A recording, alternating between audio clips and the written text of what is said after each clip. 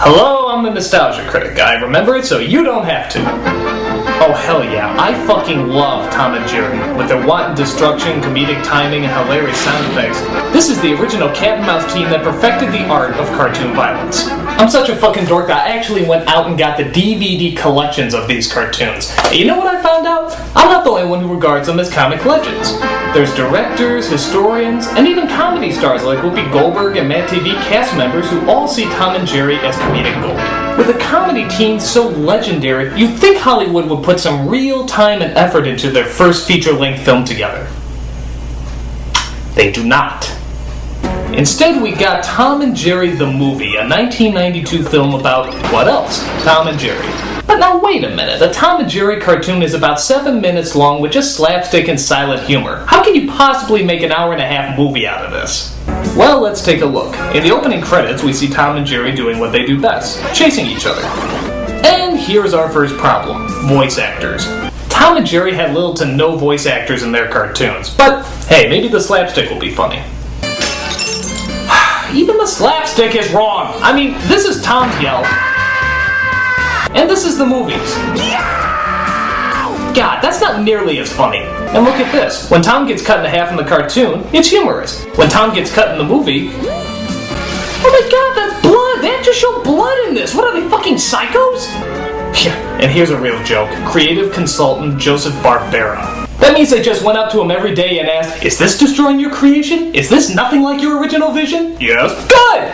So the film begins with Tom's owners moving away, but Tom accidentally gets flung out of the car and is forced to stay at home. It turns out the owners move just in time as their house is being bulldozed to the ground. Tom and Jerry escape, but are left without a home, so the two of them have to roam the streets looking for food and shelter. These are the only good parts of the movie, where Tom and Jerry tried to decide whether they should help each other out or not, and all without any dialogue. There's even a cute in-joke with a restaurant called Bill and Joe's, obviously referencing Bill Hanna and Joseph Barbera, the show's creators. But it all goes downhill when they meet this singing gay dog and his obnoxious little flea named Frankie. Instead of being pals, you're fighting like a cat and a mouse. They are a cat and a mouse, Pugsy. They gotta learn to be pals or they ain't gonna make it out here. It's like Peter Falk and George Carlin's secret love child, except a dog. The name is Pugsy. What's yours? I'm Tom. I'm Jerry. What the hell? Did they just talk? Did Tom and Jerry, one of the most famous silent duos of all time, just speak to each other? No. It's gotta be a mistake. I gotta be hearing things. I'm gonna just go ahead and eat my customary 3-pound watermelon and drink my traditional pitcher of sangria both at the same time while I confirm how wrong I was about this ridiculous misunderstanding. What do you think I am, a dummy? You said it. Holy crap! They talked! They actually talked! The apocalypse has finally begun, pigs are learning how to fly, Satan is skating his way to work, and I'm pretty sure that I just became a monkey's uncle. Unbelievable. I mean, just unbelievable. The one rule that you never break, and they broke it in the first 10 minutes. I mean, isn't that like one of the 10 Commandments or something? Thou shalt not lie, thou shalt not covet thy neighbor's wife. Tom and Jerry don't talk. But wait, it gets worse. Not only can they talk, but they can also sing. We two, we're friends to the end.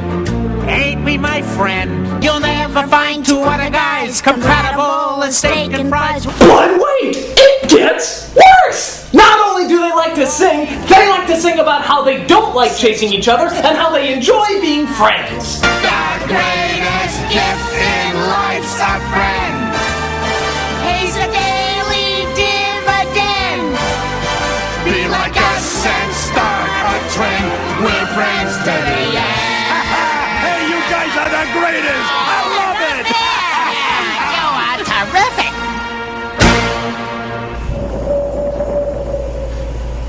My God.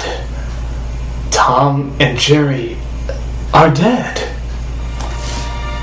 Alas, poor Tom and Jerry. I knew them, viewing audience. Two fellows of infinite jest, of most excellent fancy. They have borne me on many hilarious antics 1,000 times. And now, how abhorred in my imagination it is. My gorge rims at it, whatever the hell that means. Here hung those lips that have been mangled I know not how oft. Where be your screams now, Your torn limbs, your shattered teeth, your set of bowling pins that were wont to set children and adults on a roar. Not one now to mark your antics, whiskers fallen. Now, get you to Hollywood's chamber and tell them, let them stop this douchebaggery that shocks and terrorizes those with most excellent humor, and show them what made such great laughter so great. Make them laugh at that. Shit fuckers. Okay, so Maybe what you after Tom and Jerry become friends, Pugsy is taken away, thank God, by a pair of Mexican wrestler dog catchers. So Tom and Jerry set off on their own, while running into a strange gang of alley cats who like to do nothing more than to... We got no time for taste. Sing another song? Oh, come on! I already had one song cut the nuts off my childhood. I don't need another. Look at this. It's like West Side Pussy. I mean, how can anyone find this entertaining? It's just torture. What do we care about nice? What do we care about sweet? Oh yeah, I'm gonna be humming that tune all week. Fuck it. So after they escape the singing cat gang, good God, did I really just say that? They come across another shadow lurking in the alleyways. Who the hell is this? I'm Robin Starling. I'm afraid I don't have a home anymore. I'm sorry, we're trying to shoot a movie here. Is there any chance you can just kind of mosey along and, I'm an orphan. My mother died when I was a baby. Sucks. You know, we have a lot of shooting to do, and it's actually about Tom and Jerry. I'm sure it's going to be very funny once it comes out, but you're kind of in the way right now, so if you could just, you know, kind of get out of the way, that'd be great. Aunt Fig was always calling me orphan. She even stole my locket and threw it out the window, but I climbed out and found it. You're really not going to leave until we make the movie about you, huh? Uh-huh. Okay. Alright, we'll rewrite here. Alright, Tom and Jerry the movie is now about a little orphan who's trying to find her father, Indiana Jones, while her evil aunt and lawyer go searching for her because apparently she's worth a lot of money. Oh, and there's a cat and mouse in there somewhere, but that's not important.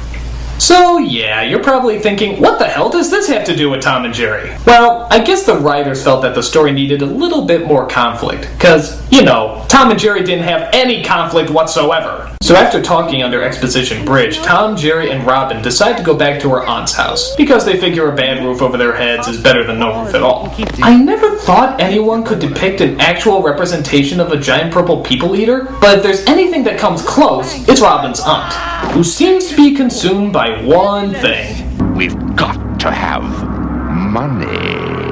Oh, sounds like the producers of this movie.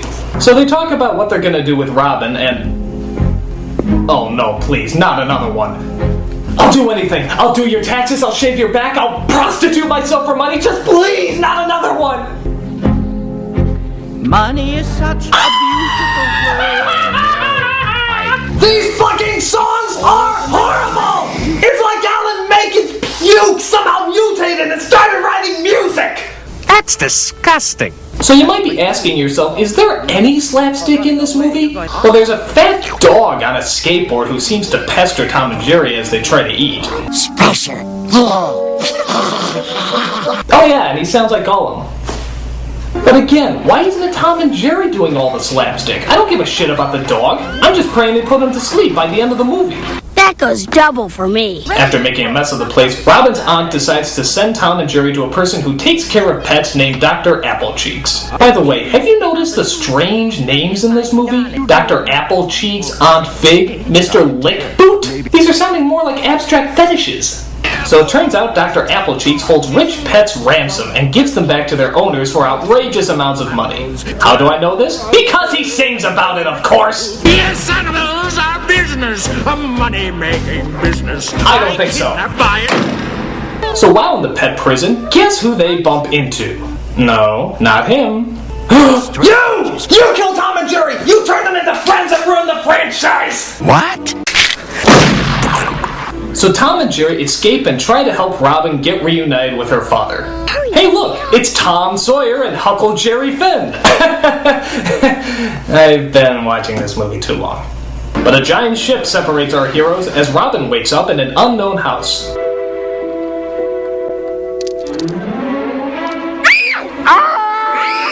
Oh my god, I'm in hell. It finally happened. Great wobbling wattles! Avast and heave to there, mate. You are the lucky guest of Captain Kitty. Oh, yes, and my first mate, Squawk. He's funny. No, he's frightening. So, while Robin is stuck watching Captain Kitty's psychotic episode, she manages to tell him where she's going. Tibet. Have you been to Tibet? I don't know. Why don't you sing about it? I've done it all. Why does everybody have a song in this? Doesn't anybody just say yes or no anymore? Slayed Carnegie Hall. Nothing at all. I played Macbeth on Shut up. and got pneumonia twice. Shut up. And have it all. Shut up! Montreal. The road was small. From Saskatoon to Minneapolis. So Tom and Jerry find Robin, but unfortunately Captain Pedophile is holding her ransom for $1 million reward that her aunt promised. On top of that, Dr. Applecheeks hears about the reward and wants to get her too. But unfortunately, he was tossed out of the car that he was in, so he has to find another form of transportation.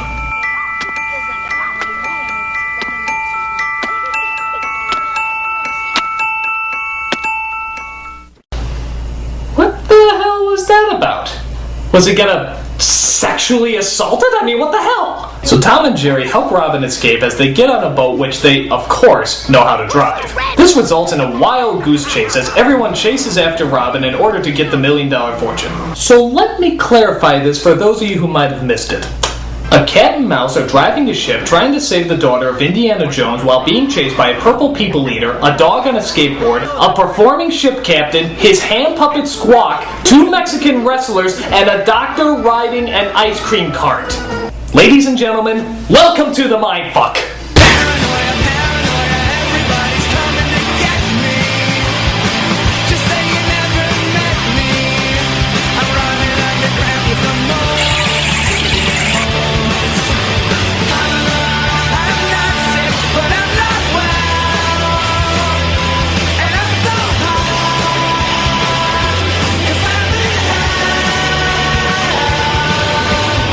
So Robin gets to the cabin where she thinks her dad is, only to find the bad guys are there waiting for her. But a lamp falls over and of course starts a fire, burning down the entire cabin.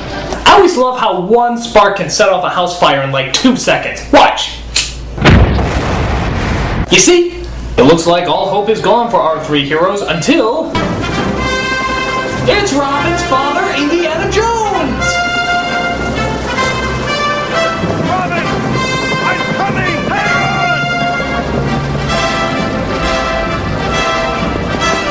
He rescues his daughter and leaves Tom and Jerry to burn alive in the fire. Wait, what?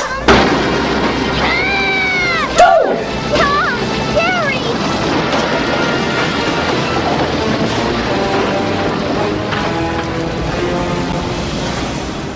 That's dark. They're gone! My best friends are gone! Don't cry, Robin. We'll find them. Or at least what's left of their charred remains. Either way, we're eating tonight! Oh, of course they're alive. They survived Thanksgiving dinner's more threatening than that. So Robin and her father adopt the cat and mouse and invite them to live in their home, where, of course, Tom and Jerry start doing what they should have been doing throughout this entire movie. I love this little circle here, like, yep, that's what it's all about. But nope, that's not what this film is about. I'll tell you exactly what this film is about. An hour and a half too long! This film is awful, the lowest form of shit. It sucks ass. It sucks balls. It sucks ass balls. If I was to go back in time to tell the Tom and Jerry of 50 years ago that they would be making a film of this caliber about them, what do you think they'd have to say about it? I'm trying not to. I'm a nostalgia critic, guy, remember it, so you don't have to. Yeah, what a fuckload of ass!